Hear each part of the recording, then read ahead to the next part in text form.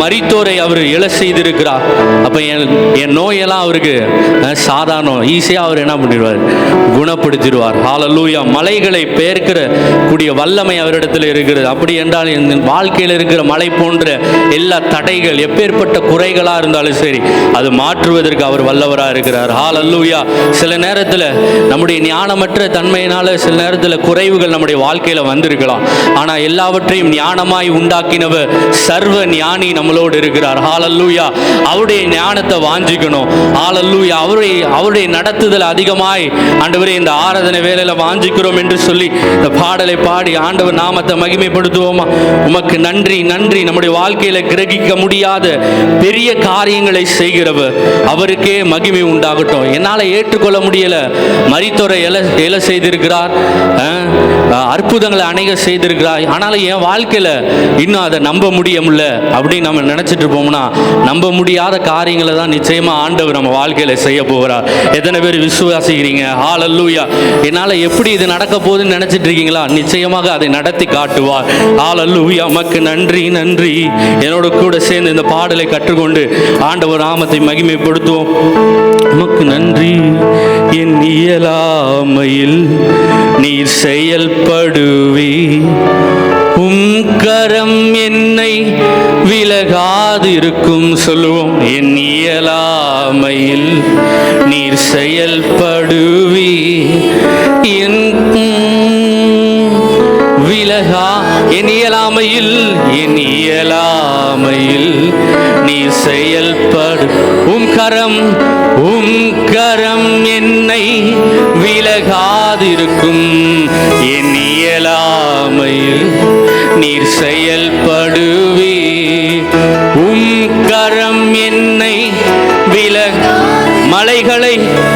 மலைகளை பெயர்ப்பீர் என்றால் என் தடைகள் உமக்கு எம்மாத்திரம். மரித்தோரை எழ செய்தீர் என்றால் என் நோய்கள் உமக்கு மலைகளை பெயர்ப்பீர் என்றால் என் தடைகள் உமக்கு மரித்தோரை எழ செய்வீர் என்றார்.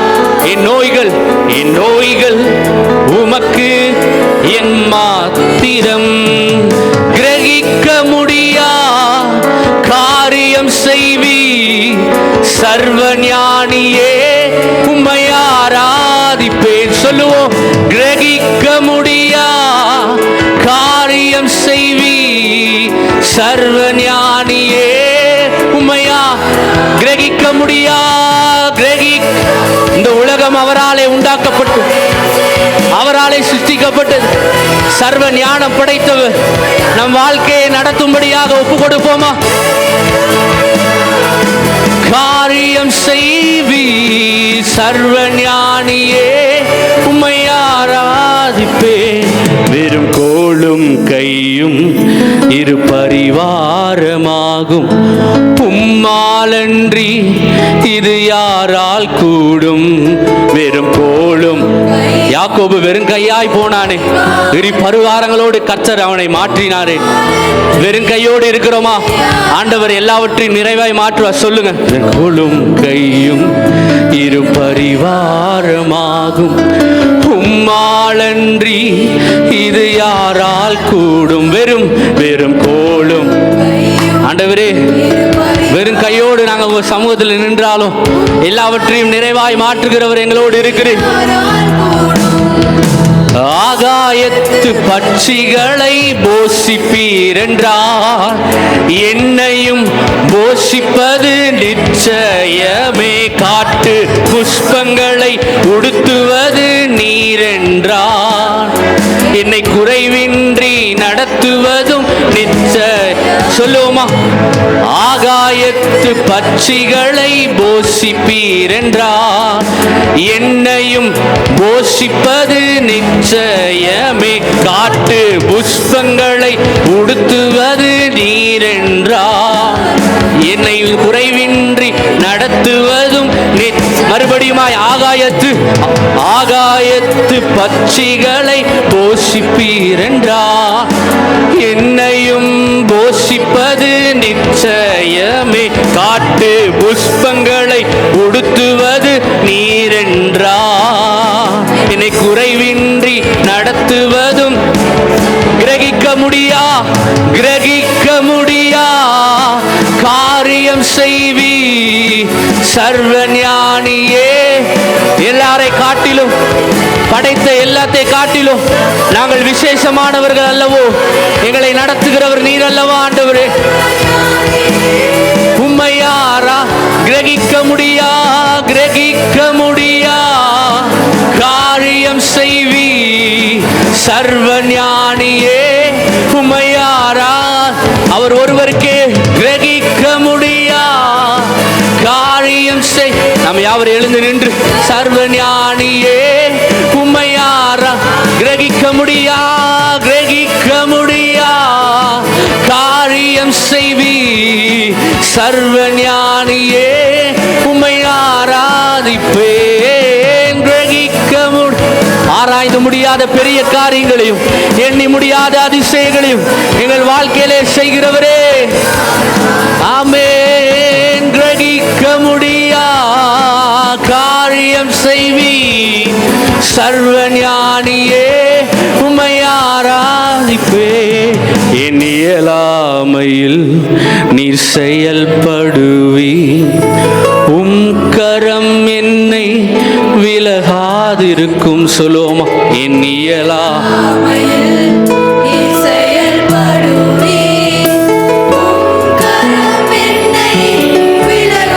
மலைகளை பெயர்ப்பீரென்றால் மலைகளை பெயர்ப்பீரென்றால் என் தடைகள் எம்மாத்தீரம் மரித்தோரை எழ செய்தீரென்றால் என் நோய்கள் உமக்கு எம்மாத்தீரம் மலைகளை பெயர்ப்பீரென்றால் என் தடைகள் உமக்கு எம்மாத்தீரம் மரித்தோரை எழ செய்தீர். சர்வ வல்லவரே, நோய்கள் உமக்கு கிரகிக்க முடியா காரியம் செய்வி சர்வ ஞானியே உம்மை. அவர் ஒருவருக்கே ஆராதனை உண்டாவதாக. ஆண்டவரே, ஒருவருக்கே ஆராதனை செலுத்துகிறோம். சகல ஞானம் படைத்தவரே, ஆமென். கிரகிக்க முடியா சர்வ ஞானியே உம்மை ஆராதிப்பேன். கிரகிக்க சொல்லுவோம், காரியம் செய்வி கிரகிக்க முடியா காரியங்களை செய்கிறவர். கிரகிக்க முடியா காரியம் செய்வி சர்வ ஞானியே உம்மை ஆராதிப்பேன்.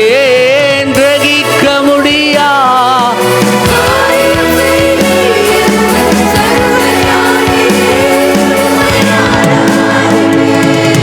என் தேவன் எனக்கா எல்லாமே செய்திடுவா என்றாகிலும் என்னை மறந்தது உண்டா? சொல்லுவோமா?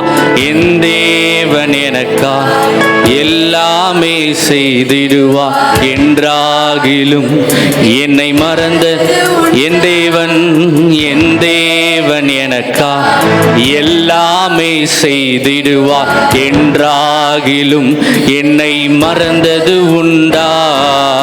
என் தேவன் எனக்கா எல்லாமே செய்திடுவா என்றாகிலும் என் தேவன் எனக்காக என் தேவன் தம்முடைய ஐஸ்வர்யத்தின்படி எல்லா குறைவுகளையும் நிறைவாக்குகிறவர், எனக்காக எல்லாவற்றையும் செய்து முடிக்கிறவர். என் குறைவில்லைகளே, என் பலவீனத்தில், என் இல்லாமையில அவர் என்னை மறந்து விடுகிறவர் அல்ல, என்னை கைவிடுகிறவர் அல்ல. ஹல்லேலூயா, எனக்காக எல்லாவற்றையும் செய்து முடிக்கிறவர். ஓ ஹல்லேலூயா, உமக்கு நன்றி அப்பா, உமக்கே மகிமை. என்னை மறந்தது என்றாகிலும் என் தேவன் எனக்கா எல்லாமே செய்திடுவார் என்றாகிலும் என்னை மறந்த என் தேவன் எனக்கா எல்லாமே செய்திடுவார் என்றாகிலும் என்னை மறந்தது உண்டா? என் தேவன் எனக்கா எல்லாமே செய்திடுவார் என்றாகிலும் கண்களை மூடி அவரை நோக்கி பார்த்து என் தேவன் எனக்கா எல்லாமே செய். அது எதுவானாலும் சரி, எப்படிப்பட்ட நிலைமையா இருந்தாலும் ஆண்டவர் மாற்ற வல்லவர். என் தேவன் எனக்கா நாங்கள் நம்புவது உம்மை மாத்திரமே அப்பா. சர்வ வல்லவரே,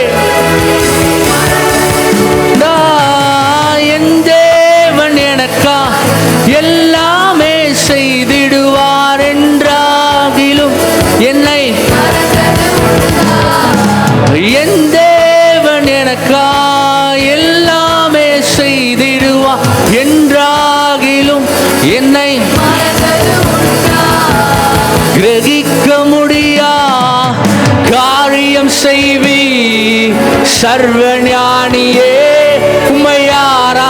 அவருக்கே ஆராதனை, எல்லாவற்றையும் செய்து முடிக்கிறவர் நீரல்லவோ. உமக்கு நன்றி அப்பா. கிரகிக்க முடியா காரியம் செய்வி சர்வ ஞானியே உம்மை ஆராதிப்பேன். கிரகிக்க முடியா காரியம் செய்வி உம்மை ஆராதிப்பேன். கிரகிக்க முடியா காரியம் செய்வி சர்வ ஞானி. எல்லா புகழும் எல்லா கணமும் என்னில் அசாத்தியம் செய்பவர்க்கே எல்லா துதியும் எல்லா உயர்வும் என்னில் நிலைவரமானவர். எல்லாரும் சேர்ந்து சொல்லுவோமா?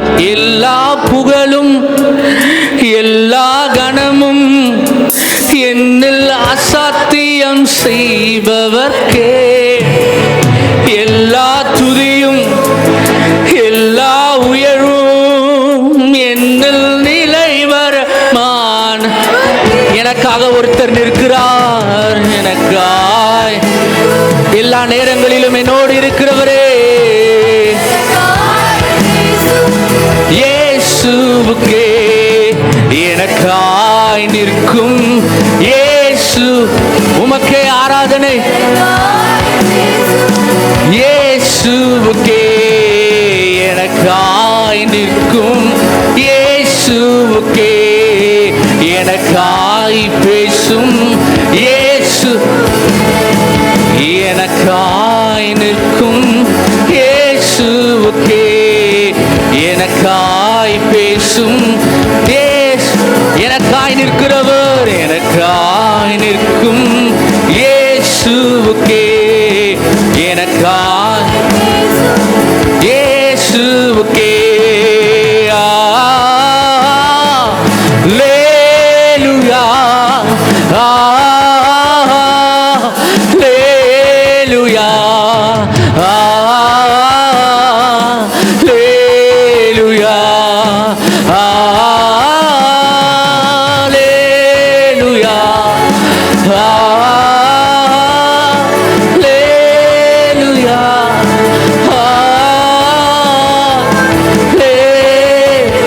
அப்பா உமக்கே மகிமை மகிமை மகிமை செலுத்துகிறோம் ஆண்டவரே. அல்லேலூயா, அல்லேலூயா, அல்லேலூயா, அல்லேலூயா, அல்லேலூயா, அல்லேலூயா.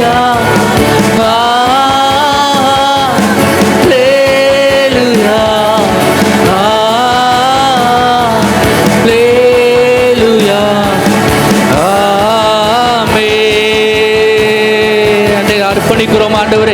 கரங்களை தட்டி நல்ல ஆண்டவரை மகிமைப்படுத்துவோமா? உமக்கே மகிமை மகிமை ஆண்டவரே.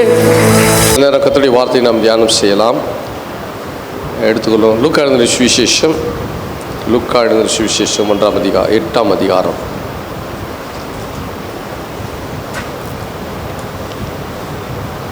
லூக்கா எழுதின சுவிசேஷம் 8ஆம் அதிகாரம் 4 வசனத்திலிருந்து 15ஆம் வசனம் வரைக்கும் நாம் யாவரும் சேர்ந்து வாசிக்க போகிறோம். நாம் யாவரும் சேர்ந்து இந்த வசனத்தை நாம் வாசிக்கலாம். லூக்கா எழுதின சுவிசேஷம் 8ஆம் அதிகாரம் 4ஆம் வசனத்திலிருந்து 15ஆம் வசனம் வரைக்கும் உள்ள வசனங்களை நாம் ஒருமித்து எல்லாம் சேர்ந்து நாம் வாசிக்கலாம். சகல பட்டணங்களிலும் இருந்து திரளான ஜனங்கள் அவரிடத்தில் வந்து கூடின பொழுது அவர் ஓமையாக சொன்னது, விதைக்கிறவன் ஒருவன் விதைக்க புறப்பட்டான். அவன் விதைக்கையில் சில விதை வழுறிக விழுந்து மிதியுண்டது. ஆகாயத்து பறவைகள் வந்து அதை பட்சித்து போட்டது. சில விதை கற்பாறையின் மேல் விழுந்தது. அது முளைத்த பின்பு அதற்கு ஈரம் இல்லாததினால் உலர்ந்து போயிடுச்சு. சில விதை முள்ளுள்ள இடங்களில் விழுந்து முள் கூட வளர்ந்து அதை நெருக்கி போட்டது. சில விதை நல்ல நிலத்தில் விழுந்தது. அது முளைத்து 100 பலன் கொடுத்தது என்றார். இவைகளை சொல்லி கேட்கிறதுக்கு காதுள்ளவன் கேட்க கடவன் என்று சத்தமிட்டு கூறினார். அப்பொழுது அவருடைய சீஷர்கள் இந்த ஓமையின் கருத்து என்னவென்று அவரிடத்தில் கேட்டார்கள். அதற்கு அவர், தேவனுடைய ராஜ்யத்தின் ரகசியங்களை அறியும்படி உங்களுக்கு அருளப்பட்டது. மற்றவர்களுக்கோ அவர்கள் கண்டும் காணாதவர்களாகவும் கேட்டும் உணராதவர்களாகவும் இருக்கத்தக்கதாக அவைகள் ஓமைகளாக சொல்லப்படுகிறது. அந்த ஓமையின் கருத்தாவது, விதை தேவனுடைய வசனம், வழியருகே விதைக்கப்பட்டவர்கள் வசனத்தை கேட்கிறவர்களாக இருக்கிறார்கள். அவர்கள் விசுவாசித்து ரட்சிக்கப்படாதபடிக்கு பிசாசன் வந்து வசனத்தை அவர்கள் இருதயத்திலிருந்து எடுத்து போடுகிறான். கற்பாறையின் மேல் விதைக்கப்பட்டவர்கள் கேட்கும்போது சந்தோஷத்துடனே வசனத்தை ஏற்றுக்கொள்கிறார்கள். ஆயினும் தங்களுக்குள்ளே வேர் கொள்ளாதபடியினாலே கொஞ்ச காலம் மாத்திரம் விசுவாசித்து சோதனை காலத்தில் பின்வாங்கி போகிறார்கள். முள்ளுள்ள இடங்களில் விதைக்கப்பட்டவர்கள் வசனத்தை கேட்கிறவர்களாக இருக்கிறார்கள். கேட்டவுடனே போய் பிரபஞ்சத்துக்குரிய கவலைகளினாலும் ஐஸ்வர்யத்தினாலும் சிற்றின்பங்களினாலும் நெருக்கப்பட்டு பலன் கொடாது இருக்கிறார்கள். நல்ல நிலத்தில் விதைக்கப்பட்டவர்கள் வசனத்தை கேட்டு அதை உண்மையும் நன்மையுமான இருதயத்தில் காத்து பொறுமையுடன் பலன் கொடுக்கிறவர்களாய் இருக்கிறார்கள். ஹல்லேலூயா. இது கர்த்தருடைய வார்த்தை. இங்கே விதைக்கிறவன் தேவனுடைய வார்த்தைகளை பகிர்ந்து கொள்ளும் தேவனுடைய மனிதர்களை இது குறிக்கிறது. விதைக்கிறவன் இருக்கிறான், அதே போல அறுக்கிறவனும் இருக்கிறான். எனவே விதைக்கிறவன் விதைக்கிற விதை அது திரும்பமாய் முளைத்து அது அறுவடைக்கு வரும் பொழுது அது விதைக்கிறவனுக்கு பெருத்த சந்தோஷத்தை கொண்டு வருகிறது. அறுக்கிறவன் அதை சந்தோஷத்தோடு அதை அறுத்து அதை அரிகளாக கட்டி களஞ்சியத்தில் சேர்க்கும் பொழுது அதிலே அவனுக்கு மகிழ்ச்சி உண்டாயிருக்கிறது. எனவே விதைக்கிறவன் விதையை விதைக்கும் பொழுது அது பலனை காணும்படி தான் அவன் விதைக்கிறான்.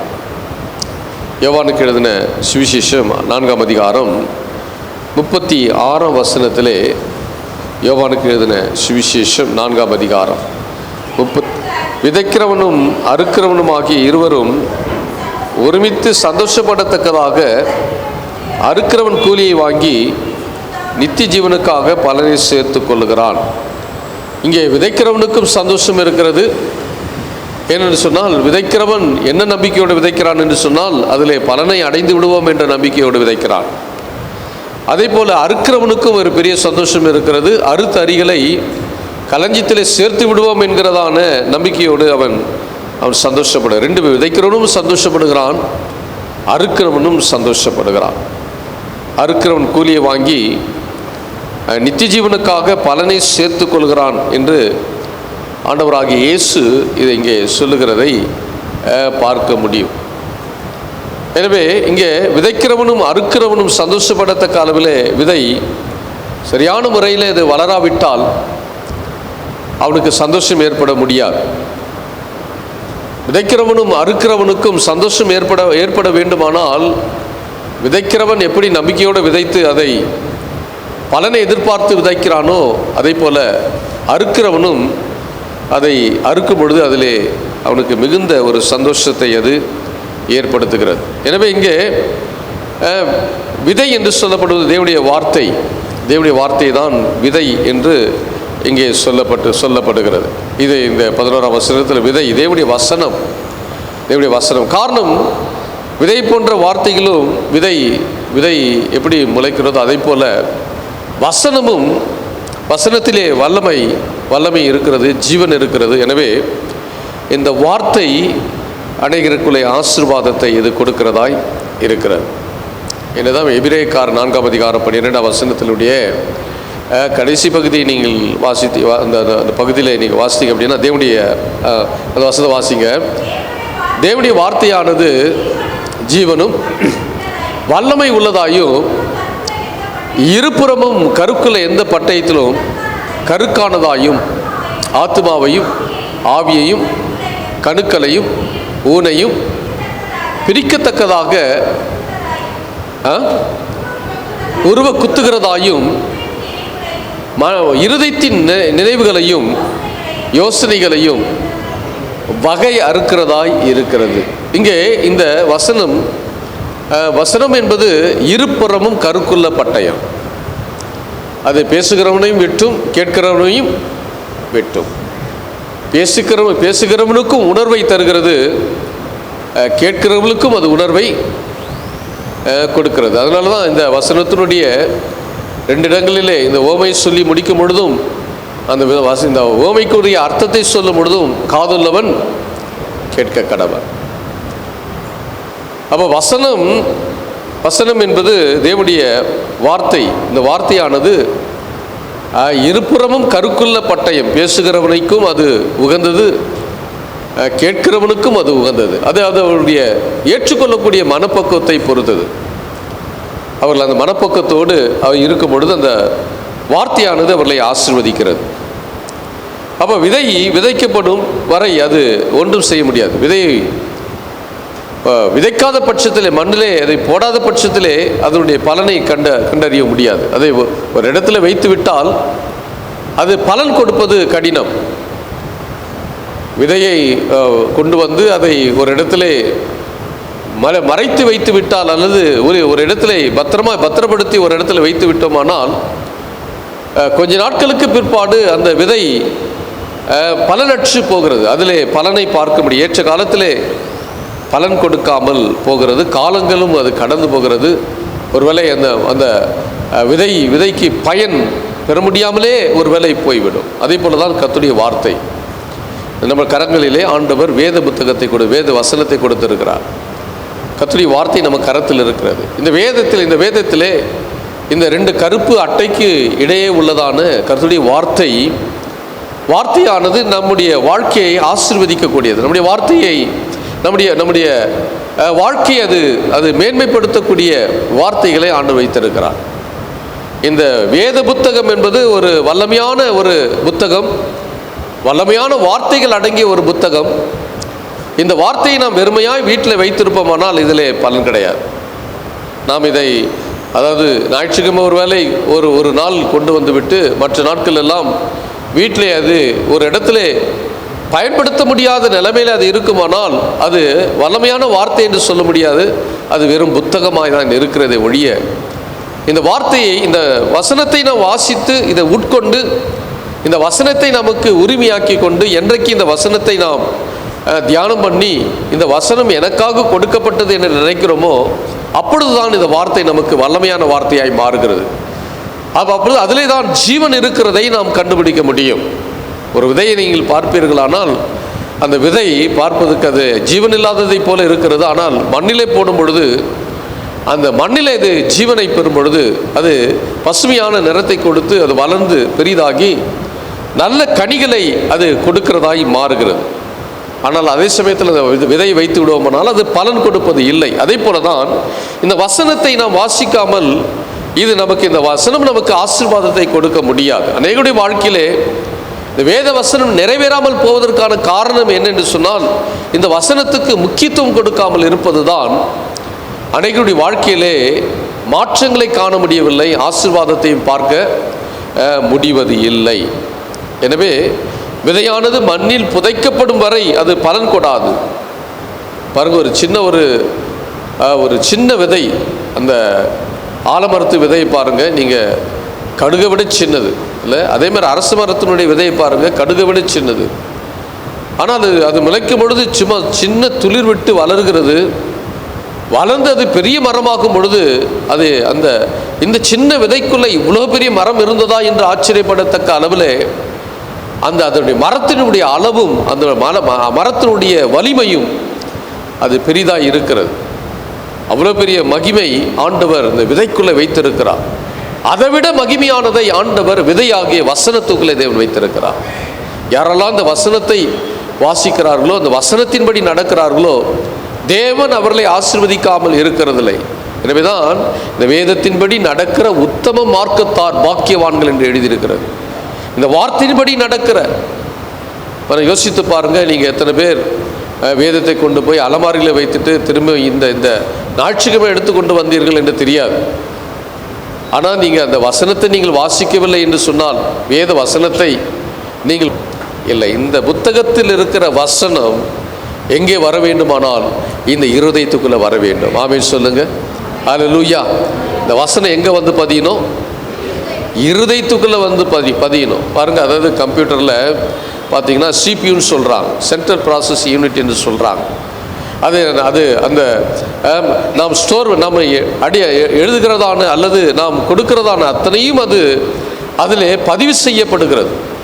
இன்னும் நிறைய ஆக்சிலரி மெமரி என்று சொல்லுகிறார், ரீட் ஒன்லி மெமரி என்று சொல்லுகிறார், ரேண்டம் ஆக்சஸ் மெமரி என்று சொல்லுகிறார். இதெல்லாம் கம்ப்யூட்டருக்குள்ளே வைக்கப்பட்டு இதெல்லாம் ஸ்டோர் பண்ணி வைத்து அதை ஒரு கலவையாக அப்படி சேர்த்து என்ன பண்ணுகிறது என்று சொன்னால், அவுட்புட் வரும்பொழுது நாம் விரும்புகிற அந்த அவுட்புட் என்ன பண்ணுறதுனா அதில் வருகிறது. அப்படின்னு சொன்னால் இந்த கர்த்தருடைய வார்த்தையானது நம்முடைய இருதயத்தில் ஸ்டோர் பண்ணப்பட வேண்டும். இந்த புத்தகத்திலே, இந்த பைபிளில் இருந்து நான் வீட்டில் கொண்டு போய் வைப்பதுனாலே எந்த பிரயோஜனமும் கிடையாது. இந்த வசனம் யாருக்குள்ளே வரணும்? நமக்குள்ளே வரணும். எத்தனை பேர் நீங்கள் இந்த நம்ம ஒரு வருஷத்துக்குள்ளே முடிக்க வேண்டும் என்ற அட்டவணை ஃபாலோ பண்ணி எத்தனை பேர் அந்த ஃபாலோ பண்ணி வேதத்தை வாசிக்கிறீங்களோ தெரியாது. நீங்கள் வாசித்து பாருங்கள், இந்த வேதம் உங்களை ஆசீர்வதிக்கும். ஹல்லேலூயா. வேத வசனம் உங்களை வாழ வைக்கும். இந்த வேத வசனம் உங்களுக்கு திருப்தியை உண்டு பண்ணும். இந்த வேத வசனம் உங்களுக்கு ஒரு பெரிய மகிமையை கொண்டு வரும், ஆசீர்வாதத்தை கொண்டு வரும். எனவே இந்த வேத வசனத்துக்கு முக்கியத்துவம் கொடுக்க வேண்டும் என்பதற்காக இந்த ஓமை ஆண்டவர் எழுதி வைத்திருக்கிறதை நாம் பார்க்க முடியும். இப்போ மனிதனுடைய இருதயம் இந்த நிலத்தை போன்றது, ஒரு மண்ணை போன்றது. அப்போ அது பக்குவப்படுத்தப்படாவிட்டால் விதையானது விதையாகி தேவனுடைய வார்த்தை பலன் கொடுக்காது. பாருங்கள், இந்த நம்ம சரீரம் அதாவது அந்த மண்ணிலிருந்து எடுக்கப்பட்டு நீ மண்ணுக்கு திரும்புவாய் என்று ஆண்டவர் சொன்னார். அதாவது மண்ணானவன் மண்ணுக்கே திரும்புகிறது போல என்று வேதம் கொரிந்தியரில் அப்போஸ்தலனாகிய பவுல் சொல்லுகிறார். எனவே மண்ணான இந்த சரீரம் பக்குவப்படுத்தப்படும் பொழுது, இந்த விதையாகிய வசனம் நமக்குள்ளே வரும்பொழுது அது நம்முடைய வாழ்க்கையிலே கிரியை செய்கிறது. இந்த வார்த்தை நமக்கு அதிக பலனை கொடுக்கிறது. ஹல்லேலூயா, ஹல்லேலூயா. அப்போ இந்த சரீரம் என்னது? சரீரம் எதற்கு ஒப்பா இருக்கிறது? இது மண்ணுக்கு இல்லை. இந்த சரீரம் எங்கே போகும்? திரும்பியும் மண்ணுக்கு போகும். அதனால தான் ஒருவரை கிறிஸ்துவுக்குள் மரித்தவர்களை அடக்கம் பண்ணும் பொழுது நாம் என்ன சொல்லுகிறோம்? இவர்களை புதைக்கும்படி வரவில்லை, விதைக்கும்படி வந்திருக்கிறோம். ஹல்லேலூயா. இந்த விதையானது என்ன பண்ணும்போது திரும்ப முளைத்தெழும்பும். திரும்ப எப்படி விதைக்கப்பட்ட விதை எப்படி முளைத்து வெளியே வருகிறதோ அதை போல இந்த மண்ணான சரீரம் புதைக்கப்படும் பொழுது திரும்ப என்ன பண்ணாது? எழுந்திருக்கும். நீங்கள் கிறிஸ்தவ கல்லறைகளில் நிறைய கல்லறை அலங்கரிக்கப்பட்ட கல்லறைகள் ஏராளம் உண்டு. நல்ல பெரிய சிலுவை, பிரம்மாண்டமான பளிங்கு கற்கள், மரித்து போனவருடைய ஃபோட்டோவெல்லாம் இன்றைக்கு அச்சடித்து அவர் பிறப்பு இறப்பு எல்லா தேதியெல்லாம் குறிப்பிட்டு வசனத்தை எழுதி போட்டு அதெல்லாம் அலங்காரம் பண்ணாலும் கல்லறையில் இருக்கிற எல்லாரும் எழுந்திருக்கிறது கிடையாது. காரணம் என்ன என்று சொன்னால், அது நல்ல நிலத்தில் விதைக்கப்பட உயிராக இருக்கும் பொழுதே எங்கே விதைக்கப்படலை? இருதயமாகிய இந்த இருதயத்துக்குள்ள வேத வசனம் என்ன பண்ணப்படலை? நல்லா புரிஞ்சுக்கணும். உயிராக இருக்கும் பொழுதே இந்த மண்ணான இந்த இருதயத்துக்குள்ள விதையாகி இந்த தேவனுடைய வார்த்தை என்ன பண்ணப்பட்டிருக்கணும்? விதைக்கப்பட்டிருக்க வேண்டும். இங்கே விதைக்கப்பட்டாதான் மரித்ததுக்கு அப்புறம் அந்த அந்த அந்த அந்த அந்த மண்ணான சரீரம் என்ன பண்ணும்? திரும்ப உயிர்ப்பிக்கப்படும். இங்கே உயிராக இருக்கும் பொழுதே இந்த மண்ணான சரீரத்துக்குள்ளே விதைக்கப்படாமல் இருக்குமானால் பின்பு மரணத்துக்கு பிற்பாடு அந்த அந்த அந்த சரீரம் என்ன பண்ணுவதில்லை? உயிர்ப்பிக்கப்படுவதில்லை. எனவேதான் இங்கே ஆண்டவர் இந்த ஓமையில் 4 விதமான நிலத்தை குறிப்பிடுகிறார். 4 விதமான மண், 4 விதமான மண். இந்த 4 விதமான நிலத்திலே இங்கே விதைக்கப்படுகிறதை இங்கே பார்க்க முடியும். இதில் 3 இடங்களில் விதைக்கப்பட்ட விதையானது பலன் கொடுக்காமல் போனது. ஆனால் ஒரு நிலத்தில் விதைக்கப்பட்ட விதையானது அது நல்லா வளர்ந்து கனி கொடுக்கிறதாய் மாறினது. அல்லேலூயா. அப்போ விதையை பொறுத்து தான் அது கனி இருக்கும். விதை எப்படி இருக்கிறதோ, அது எப்படிப்பட்ட விதையோ அந்த அந்த விதையை பொறுத்து தான் அதில் வருகிறதான கனி இருக்கும்.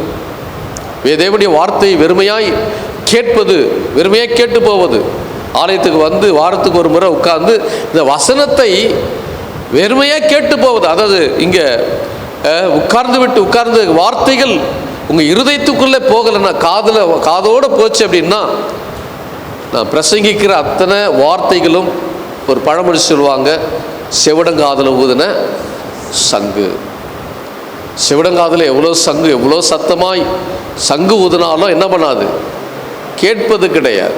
இன்றைக்கு அநேகருடைய வாழ்க்கையிலே ஆலயத்துக்கு வந்து இந்த வசனத்தை கிரகிக்க முடியாதபடி பிசாசானவன் என்ன பண்ணுறான் அப்படின்னா, அவங்க இந்த வசனம் உள்ளே போகாதபடி, இந்த மண்ணுக்குள்ளே வேறு இறங்காதபடிக்கு பிசாசானவன் தடை செய்து விடுகிறான்.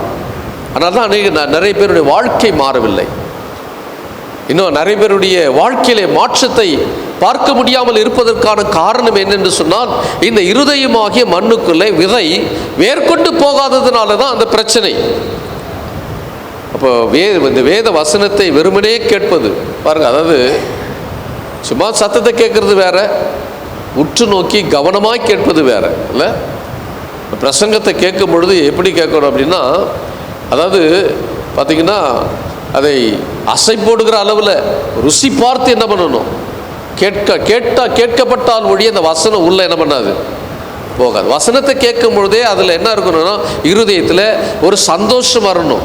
வசனத்தை கேட்கும் பொழுதே ஒரு பரவசம் வரணும்.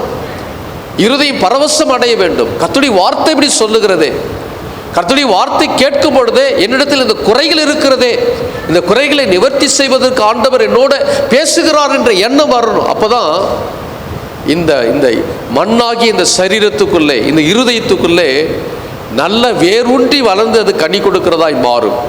வெறுமனாய் கேட்பதினாலே இந்த வசனம் ஒருவனை ஆசீர்வதித்து விட முடியாது. அல்லேலூயா. இந்த வசனம் என்னைக்கு இருதயத்திலே ஊடுருவி பாய்கிறதோ அப்பொழுதுதான் ரட்சிப்பின் அத்தாட்சி நமக்கு உண்டாகிறது.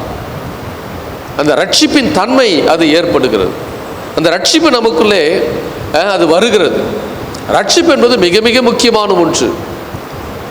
எதை இழந்தாலும் சரி, உலகத்தில் நம்ம பொருளை இழந்துடலாம், சொத்தை இழந்துடலாம், பணத்தை இழந்துடலாம், நமக்கு உண்டான எல்லாவற்றையும் இழந்துடலாம். ஆனால் ரட்சிப்பை மாத்திரம் என்ன பண்ணிடக்கூடாது? இழந்துடக்கூடாது. ரட்சிப்பு அவ்வளவு விலையேறப்பெற்றது. அவ்வளவு விலையேறப்பெற்ற ரட்சிப்பை ஒரு பொழுது இழந்துடக்கூடாது. ஒரு சாதாரணமாய் ஒரு 5 சென்ட் நிலத்தை வாங்கணும், நிலத்தை வாங்கி வீட்டை கட்டும் பொழுது பக்கத்து வீட்டுக்காரர் ஒரு அரடி தள்ளி வந்துட்டா எத்தனை பாடு. ஐயோ, நான் இவ்வளோ பணத்தை கொடுத்து விலைக்கிரயம் செலுத்தி இருக்கிறேன், இவ்வளோ பணத்தை கொடுத்து நான் வாங்கி இருக்கிறேன், அரடி தள்ளி வந்துட்டான், கேஸை போட்டு பல வருடங்கள் இதற்காக கோர்ட்டும் போலீஸ் ஸ்டேஷனும் என்று அலைந்து இதற்காக இதை எப்படியாயினும் மீட்டு விட வேண்டும். ஏன்னு கேட்டால் இழந்து போவதற்கு என்ன கிடையாது, விருப்பம் இல்லை. காரணம், நான் கஷ்டப்பட்டு வாங்கின நிலம், இதை ஒருவன் அபகரித்து கூடாது என்பதற்காக அவ்வளவு பிரயாசப்படுகிறோம். இந்த சொத்தை காட்டிலும் ரட்சிப்பு விலையேற பெற்ற ஒன்று. இதை ஒரு பொழுது இழந்து விடவே கூடாது. அல்லேலூயா. ஒரு மனுஷன் ஒரு ரட்சிப்பை அவன் இழப்பானால், ஒரு ரட்சிப்பை அவன் அசட்டை பண்ணுவானால், ரட்சிப்பை குறித்து கவலையற்றிருப்பானால், அவனைப் போல ஒரு பரிதபிக்கப்பட்டவன் இந்த உலகத்தில் ஒருவனும் இருக்க முடியாது. அல்லேலூயா. அதனால தான் எபிரேயக்காரன் எழுதும் பொழுது, எபிரேயருக்கு எழுத நிருபம் 2ஆம் அதிகாரம் 4ஆம் வசனத்தில், 4ஆம் வசனத்தில் கடைசி பகுதியில் நீங்கள் பார்த்தீங்க அப்படின்னா, இவ்வளவு பெரிதான அந்த இடத்துல இருந்து வாசிங்க. இவ்வளவு பெரிதான ரட்சிப்பை குறித்து நாம் கவலையற்று இருப்போமானால் தண்டனைக்கு எப்படி தப்பித்துக் கொள்வோம்? இவ்வளவு பெரிதான ரட்சிப்பு பாருங்க. இந்த ரட்சிப்பை ஒரு பொழுதும் அசட்டையா எண்ணிவிடக்கூடாது. நான் சொன்னல, அற்பமாய் வாங்கப்பட்டதான ஒரு நிலத்தை நான் கிரயம் செலுத்தி வாங்கியிருக்கிறேன். அதைவிட ஆண்டவர் எனக்காக உங்களுக்காக கிரயம் செலுத்தி நம்முடைய பாவங்களை மன்னித்து ரட்சித்திருக்கிறார். இதை குறித்து ஒரு பொழுதும் ஒருவரும் அசதியா இருந்துடக்கூடாது. இந்த ரட்சிப்பை குறித்து நாம் கவலையற்று இருந்துடக்கூடாது. ரட்சிப்பு அவ்வளோ விலையேறப்பட்டது. யோசித்து பாருங்க. வானத்தை பூமியை உண்டாக்கின ஆண்டவராகிய இயேசு கிறிஸ்து நம்முடைய பாவங்களை மன்னிப்பதற்காக, அக்கிரமங்களை மன்னிப்பதற்காக கிரயம் செலுத்தி நம்மை மீட்டெடுத்திருக்கிறார். அவர் ரத்தம் சிந்தி இருக்கிறார். நாம் சிந்த வேண்டிய ரத்தத்துக்கு பதிலாக இயேசு தம்முடைய சொந்த ரத்தத்தை சிந்தினதினாலே இந்த ரட்சிப்பை தந்திருக்கிறார். இந்த ரட்சிப்பை எந்த மனிதனும் இழந்து விடக்கூடாது.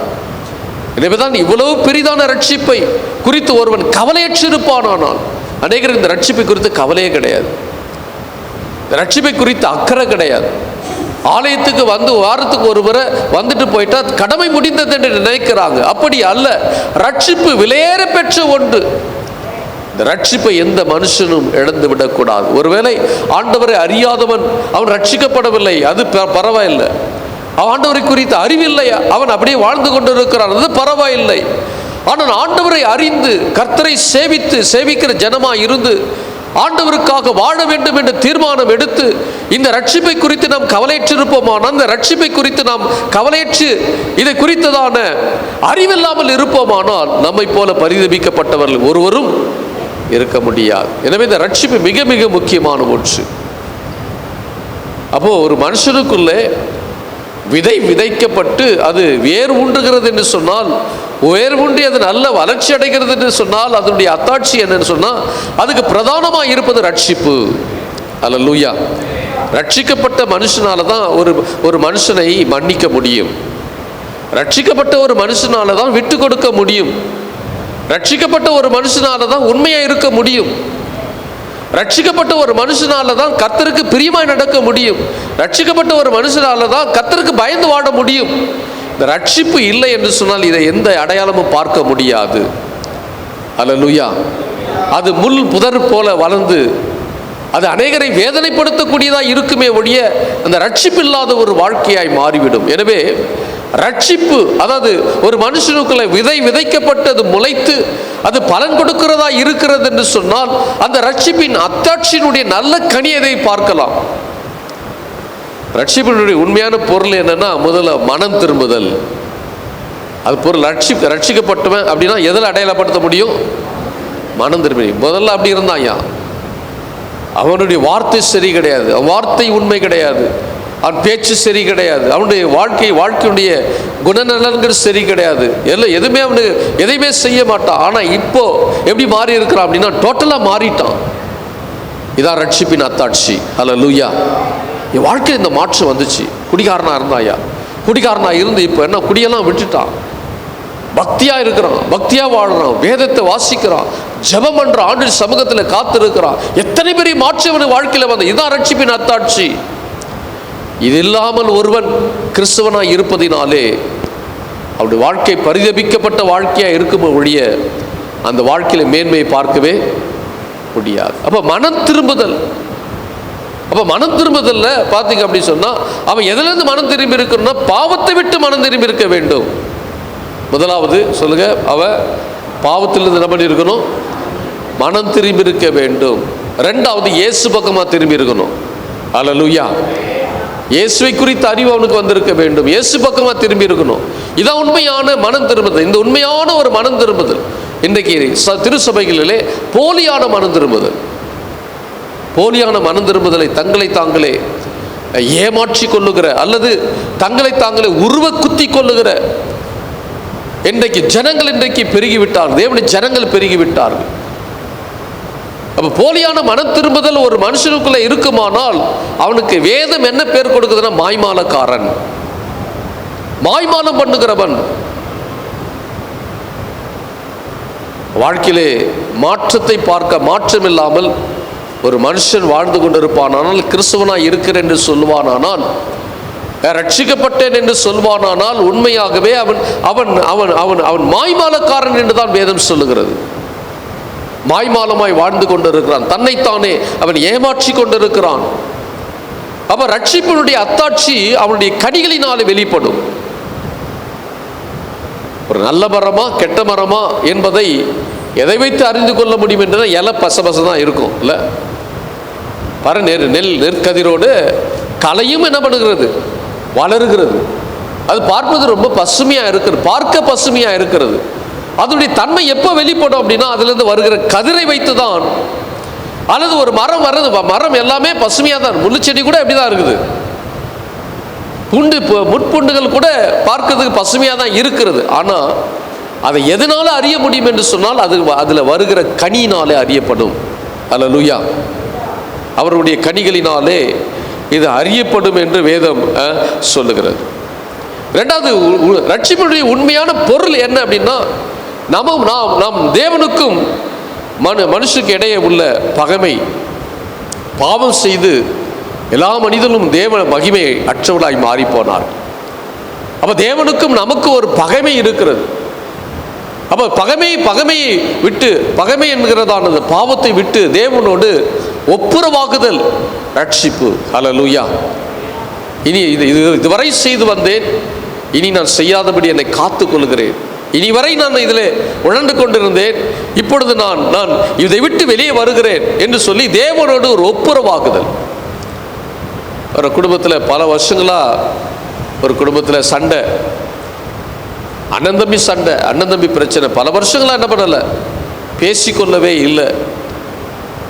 ஆனால் ரெண்டு வீட்டில் யாரோ ஒரு வீட்டில் ஒரு பெரிய தலை என்ன பண்ணிச்சு, உருணிச்சு, யாரோ ஒரு பெரிய தலை போச்சு, இழ வந்துச்சு. இப்போது என்ன பண்ணுறாங்கன்னா, இது நிமித்தமாக ரெண்டு குடும்பமும் பேசி ஒப்புரவாகிறாங்க. இதுவரை பிரிந்த குடும்பம், இதுவரைக்கும் பிரிந்து கிடந்த குடும்பம் இந்த நிகழ்ச்சி நிமித்தமாக என்ன ஏற்படுகிறது, ஒரு உறவு ஏற்படுகிறது. இதுதான் ஒப்புரவாகுதல் சொல்லுவாங்க. ராசி ஆயிட்டாங்கப்பா ரெண்டு பேரும், ரொம்ப சந்தோஷம். இத்தனை காலமாக எத்தனையோ வருஷமாக பகைமையாக கிடந்தவர்கள் இந்த பெரிய தலை உருண்டதுனால இப்போ இவங்க ரெண்டு பேரும் என்ன ஆயிட்டாங்க, ராசி ஆயிட்டாங்க. நமக்கும் தேவனுக்கும் உள்ள பகைமைக்கு காரணமான ஏதோ ஒரு தலை உருண்டுகிட்டே இருக்குது. அந்த தலை வெளியே போச்சு அப்படின்னா தேவனோட ஒப்புரவாயிடலாம். ஹல்லேலூயா. அப்ப ரட்சிப்பின் அனுபவம் என்பது ஒப்புரவாகுதல், மனம் திரும்புதல். ரெண்டாவது, தேவனோட என்ன பண்ணணும், ஒப்புரவாகிற தன்மை, தேவனோடு ஒப்புரவாகுது. அப்போதான் அது பூர்ணமாகும். ரட்சிப்பினுடைய பூர்ணத்தினுடைய அடையாளம் அது.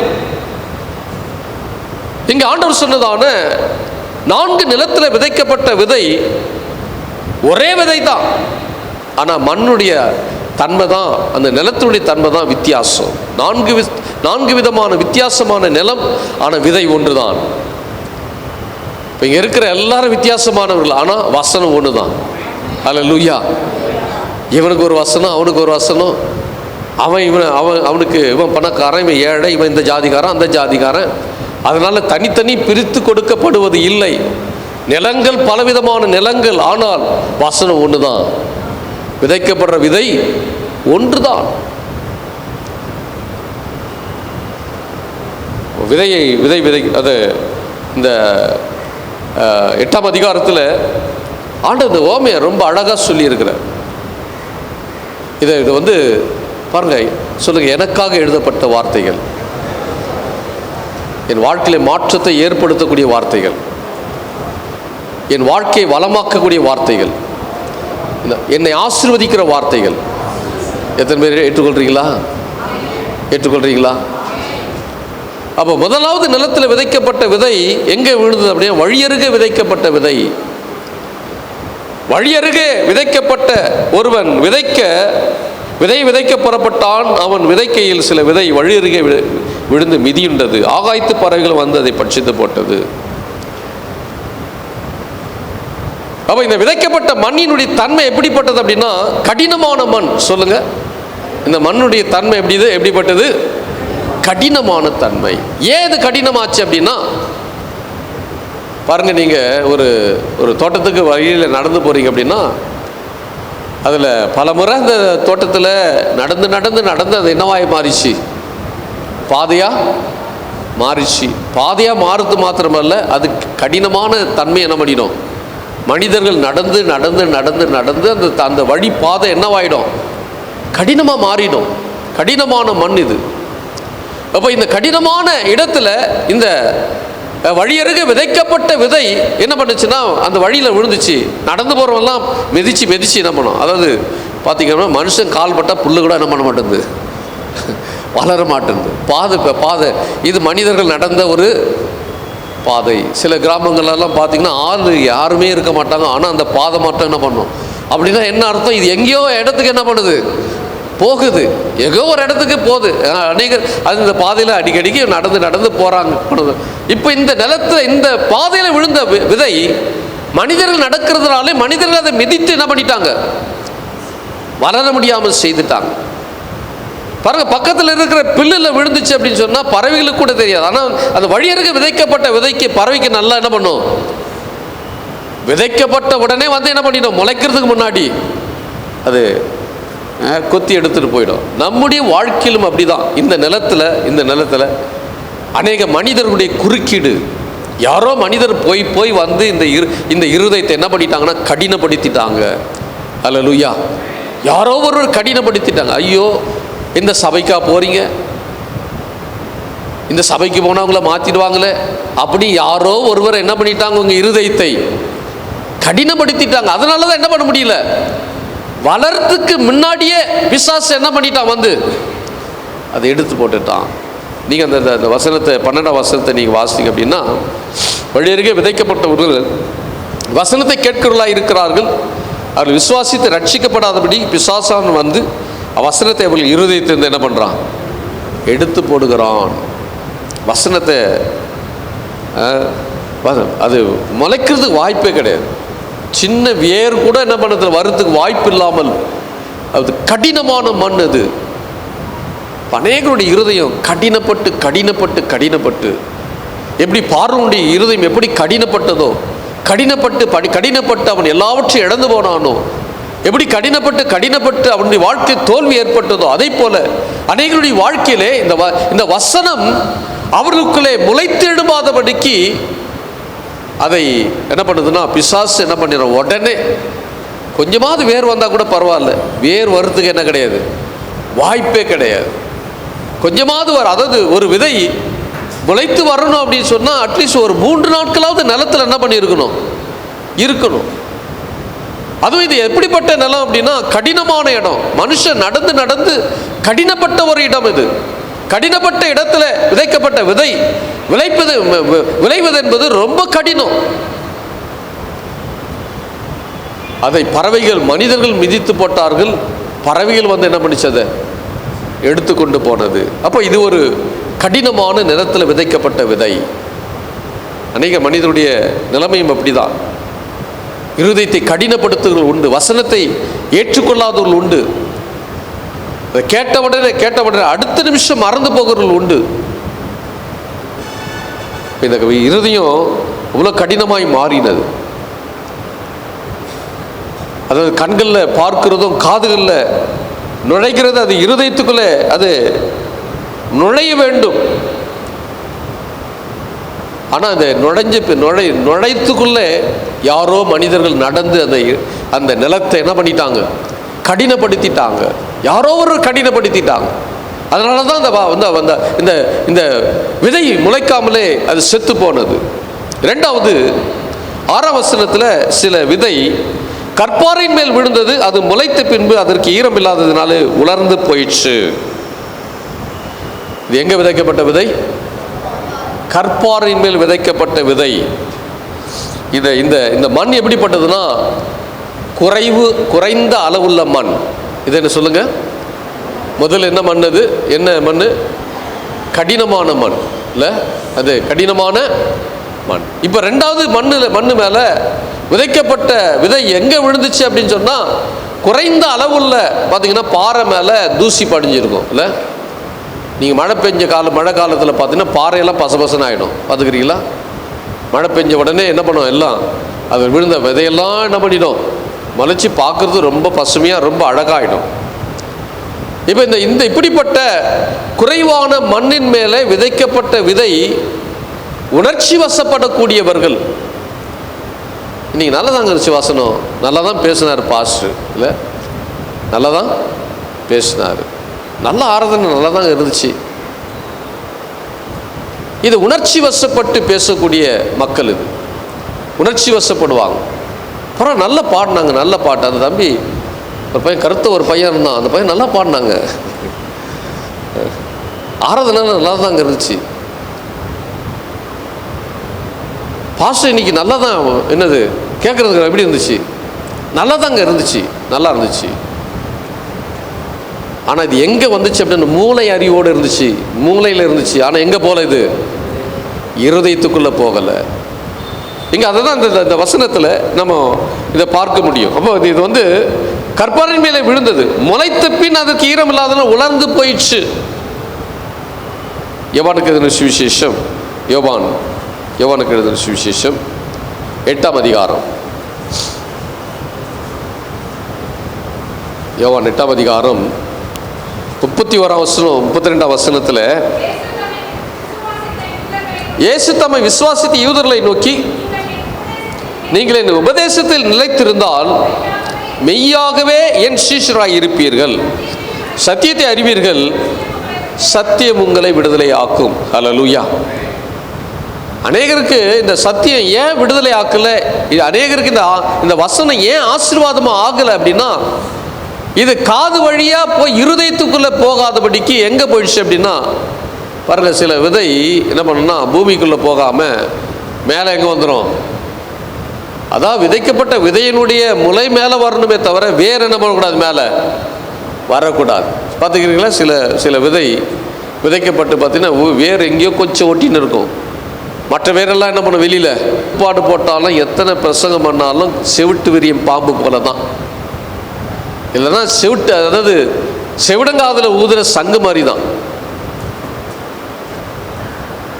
அப்போ சத்தியத்தை நீங்கள் அறிவீர்கள், சத்தியம் உங்களை விடுதலை ஆக்கும். 8ஆம் அதிகாரத்துக்கு வாங்க. 8ஆம் அதிகாரத்தில் 13ஆம் வசனத்தில், கற்பாறையின் மேல் விதைக்கப்பட்டவர்கள் கேட்கும்போது சந்தோஷத்துடைய வசனத்தை ஏற்றுக்கொள்கிறார்கள், ஆயினும் தங்களுக்குள்ளே வேர்கொள்ளாதபடினால கொஞ்ச காலம் மாத்திரம் விசுவாசித்து சோதனை காலத்தில் பின்வாங்கி போகிறார்கள்.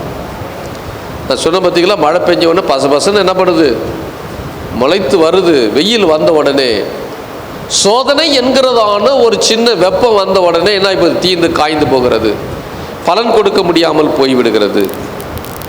இப்போ செடி ஈரம் இருக்கும் பொழுது நல்ல தளிர்த்து நல்ல பசுமையாக வளரலாம். ஆனால் மண்ணின் தன்மை ஆழம் இல்லாததுனால,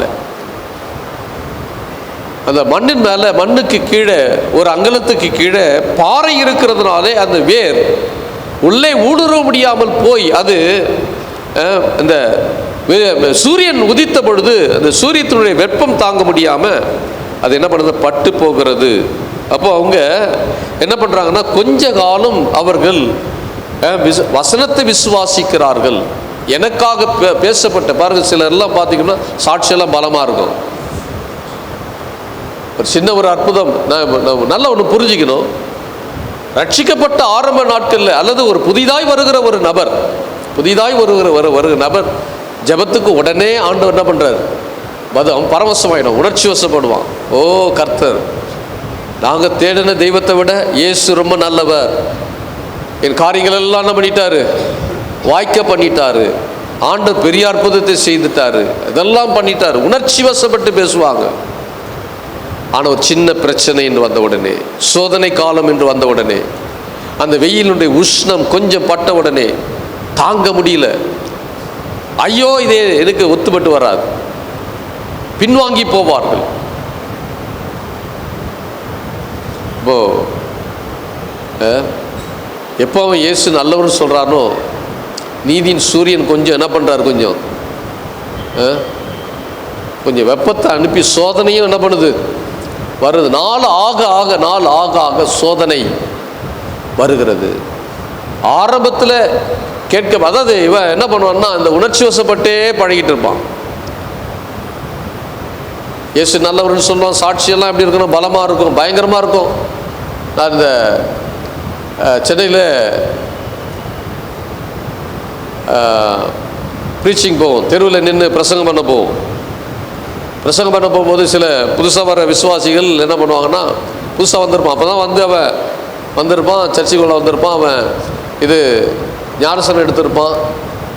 அவன் வந்து கேட்பான், நான் சாட்சி சொல்லணும், ஆண்டவர் நிறைய அற்புதங்களை செய்திருக்கிறார் அப்படின்வான். சாட்சி சொல்ல ஆரம்பித்தான்னா முடிக்க முடியாது.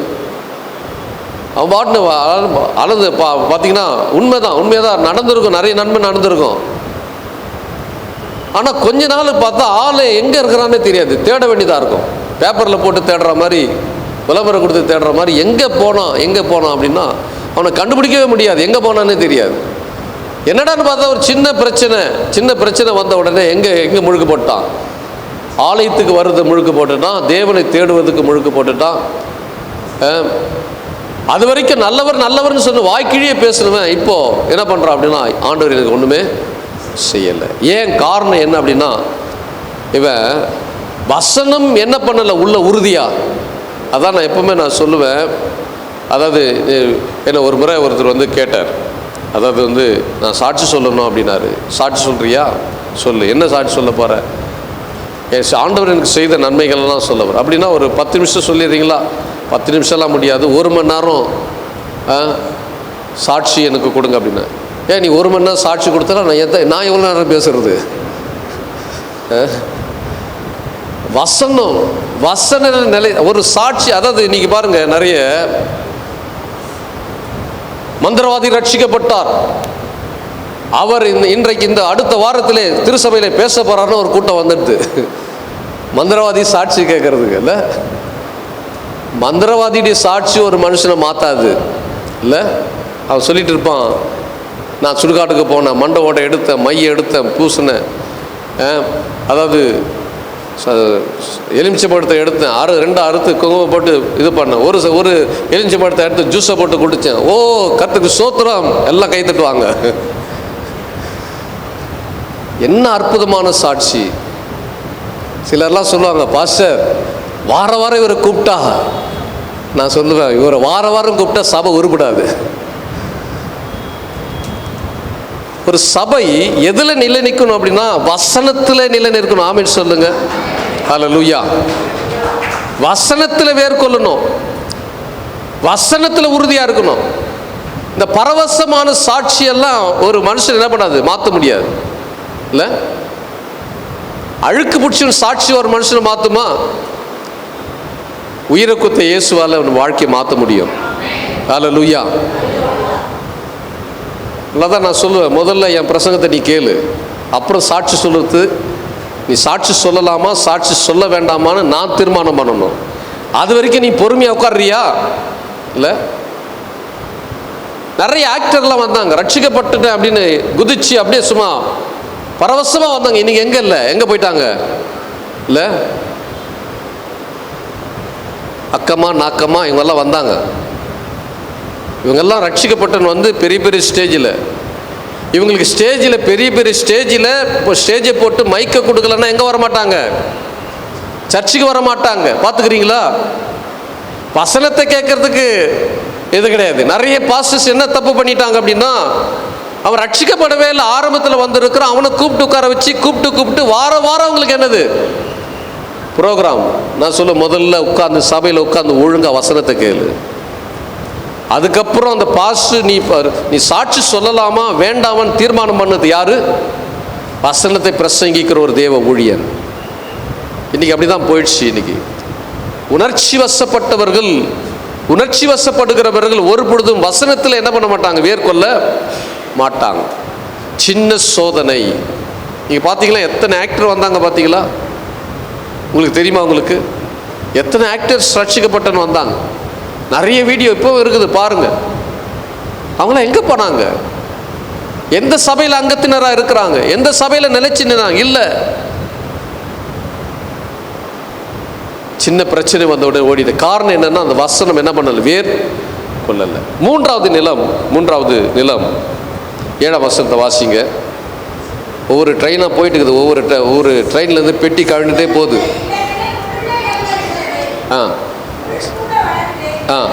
சில விதை முள்ளுள்ள இடங்களில் விழுந்தது, முள் கூட வளர்ந்து அதை இறுக்கி போட்டது.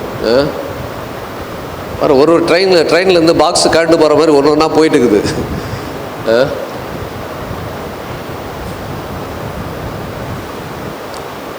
மூன்றாவது நிலத்தில் விழுந்த விதை என்ன அப்படின்னா, முள்ளுள்ள இடங்களில் விதைக்கப்பட்ட விதை. இது எப்படிப்பட்ட மண்ணுனா, நெருக்கத்தில் இருக்கிற மண். சொல்லுங்க, முதல் விழுந்த நிலம் எப்படிப்பட்ட மண்? அது கடினமான மண். ரெண்டாவது மண் எப்படி? லேசான குறைவான மண். மூன்றாவது நெருக்கத்தில் இருக்கிற மண். இது ஆழம் இருக்கும், மண் ஆழமாக இருக்கும். எவ்வளோ தூரம்னா வேறு என்ன பண்ணலாம், போகும்.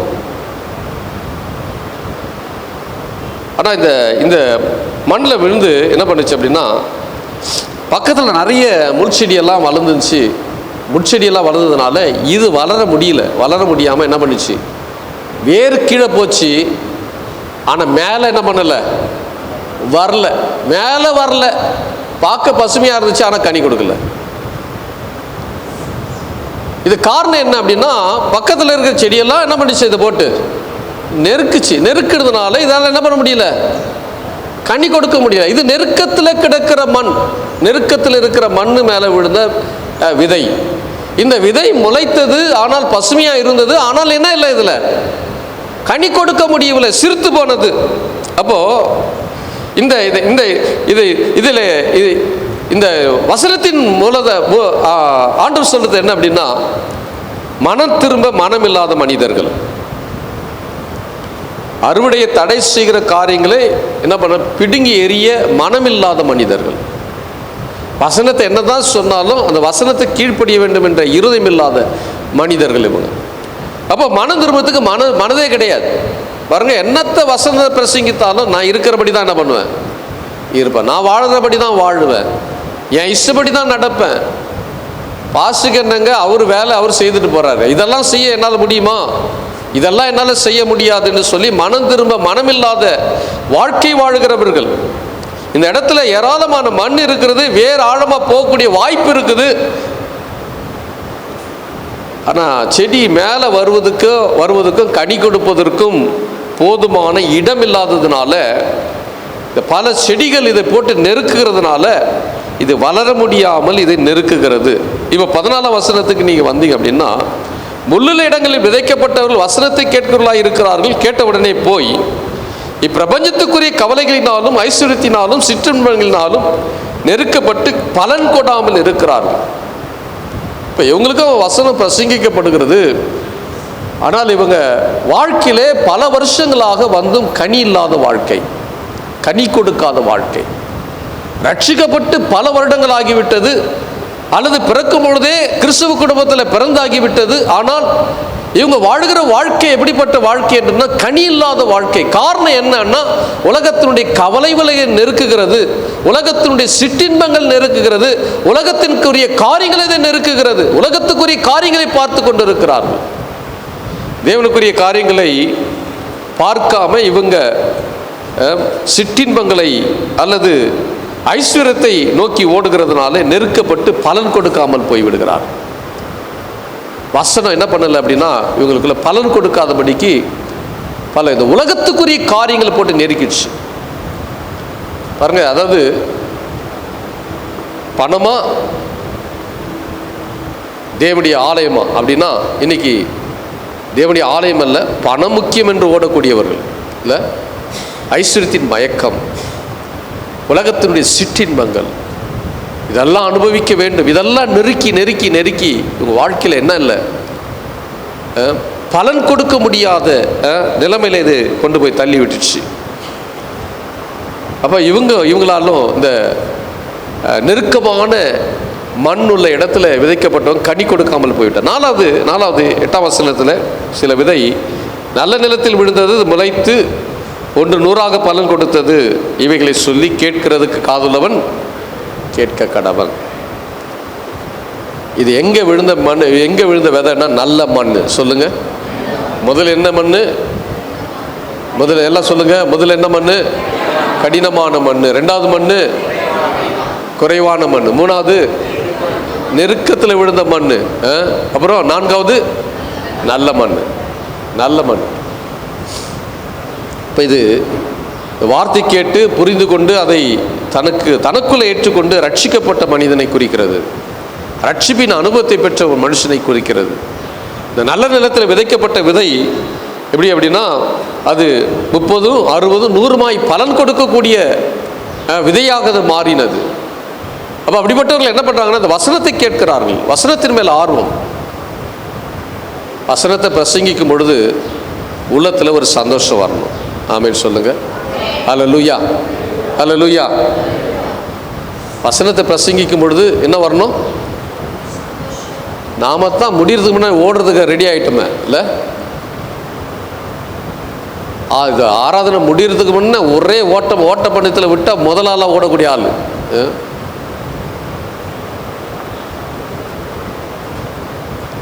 வசனத்தை கேட்கும்பொழுது உள்ள என்ன வரணும்? சந்தோஷம், பரவசம் வரணும். அப்படின்னா என்ன? அப்போ தான் ரட்சிப்பின் அனுபவம் இல்லை. இல்லைன்னா என்ன இல்லை, மண்ணில் வேறு என்ன பண்ணலை, சரியா உள்ள ஊன்றப்படலை, இன்னும் சரியாக என்ன பண்ணலை, கனி இல்லாத வாழ்க்கை. கனி இல்லை. வசனத்தை கேட்கும் பொழுது பொறுமையாக உட்கார முடியுதா? வசனத்தை கேட்குறதுக்கு இல்லை, நீங்கள் வீட்டில் ஒரு டிவி போட்டு ஒரு ஒருத்தர் பிரசங்கம் பண்ணி கொண்டு இருக்கிறாரு, நீங்கள் அதில் கான்சன்ட்ரேட் பண்ண முடியுதா? உட்கார்ந்து அந்த வசனத்தை ஒழுங்காக கேட்கக்கூடிய மனநிலைமை உங்களுக்கு இருக்குதா? அந்த வசனத்தை கேட்கும் பொழுதே அது ருசி இருக்குதா? அதில் ருசி பார்க்குறீங்களா? பாருங்கள், பிரசங்கத்தை கேட்கும் பொழுதே அதில் என்ன இருக்கணும்? சும்மா வாயில் கர்த்தர் நல்லவர் என்று ருசித்து பார்க்குறேன் அப்படின்னு சொல்கிறது பெருசு கிடையாது.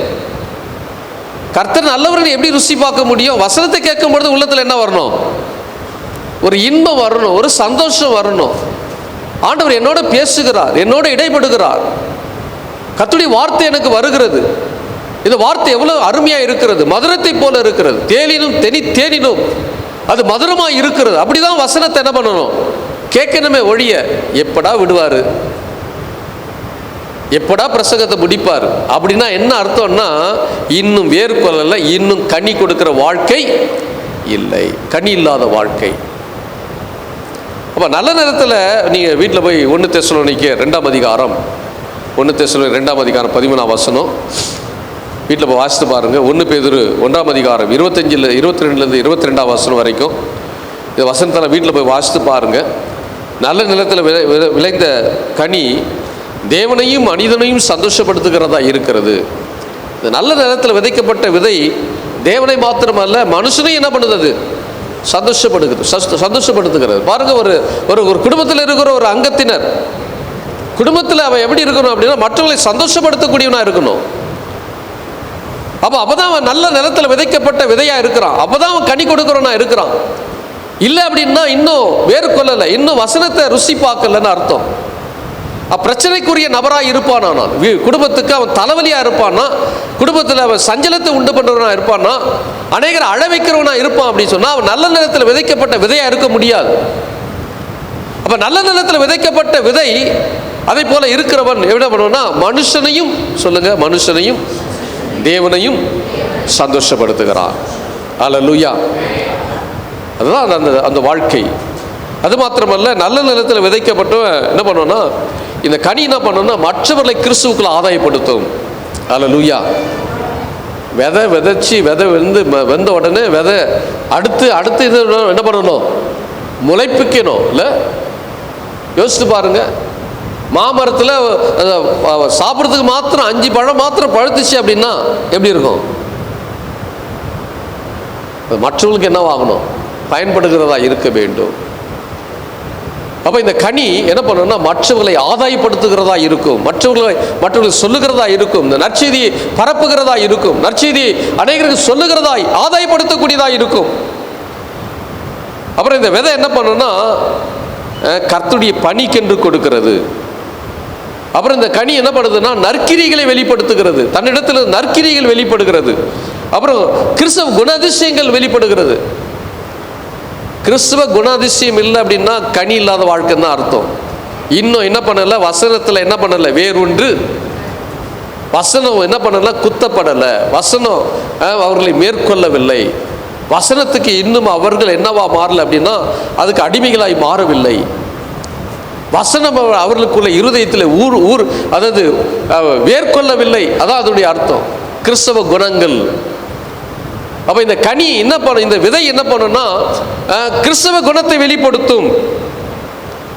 அது மாத்திரமல்ல, இந்த விதை கர்த்தரை காலத்திலும் துதிக்க செய்யும். அல்லேலூயா.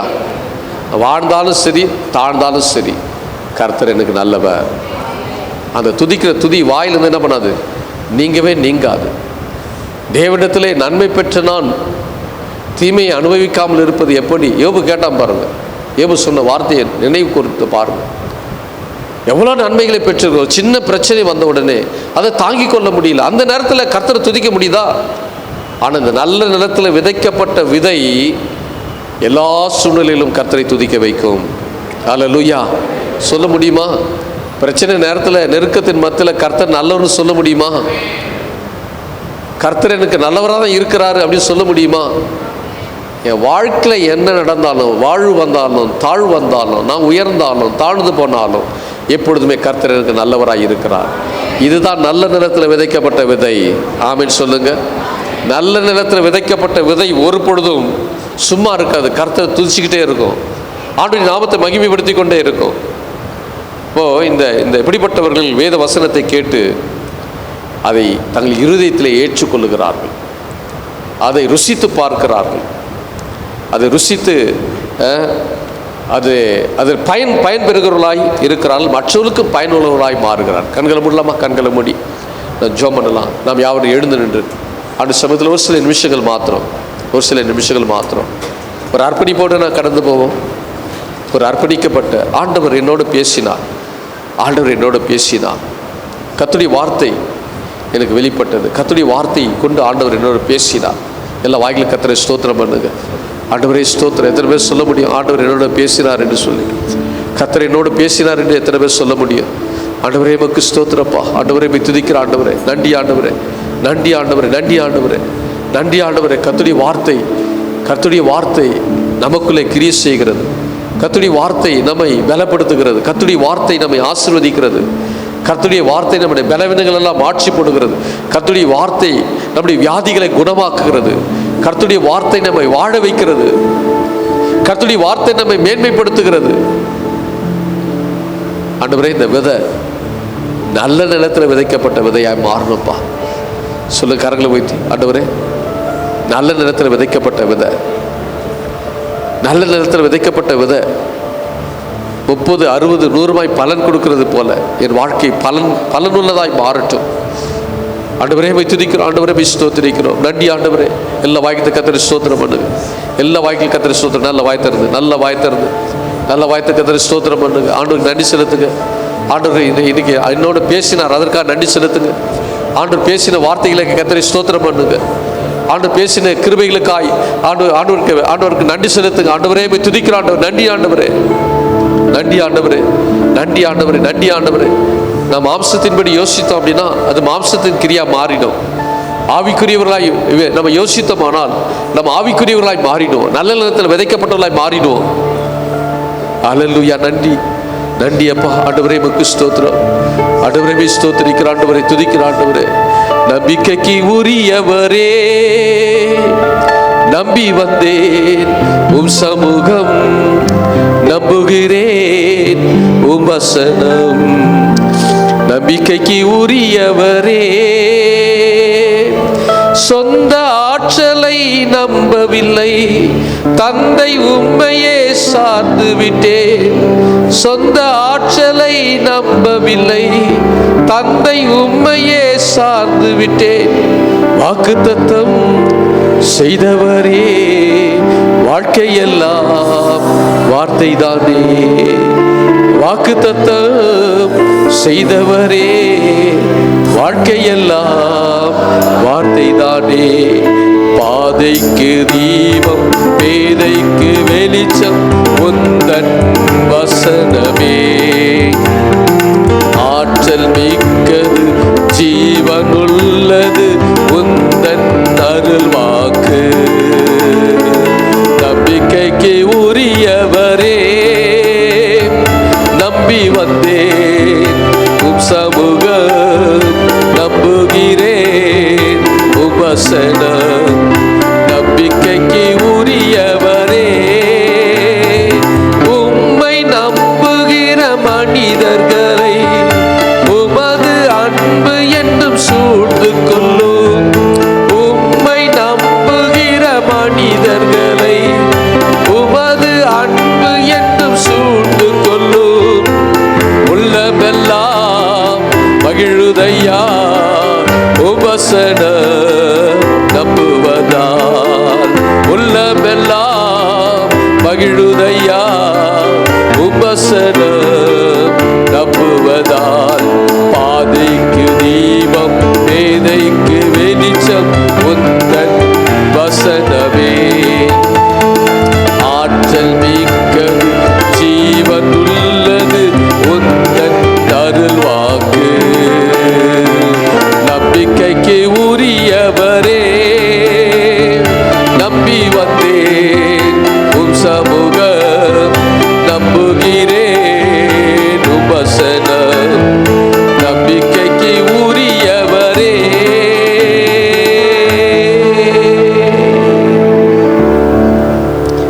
ஆண்டவரே நம்மோடு பேசினார், கர்த்தருடைய வார்த்தை கொண்டு நம்மோடு கூட இடைப்பட்டார். இந்த வார்த்தை உண்மை உள்ளது. இந்த வார்த்தையிலே வல்லமை இருக்கிறது.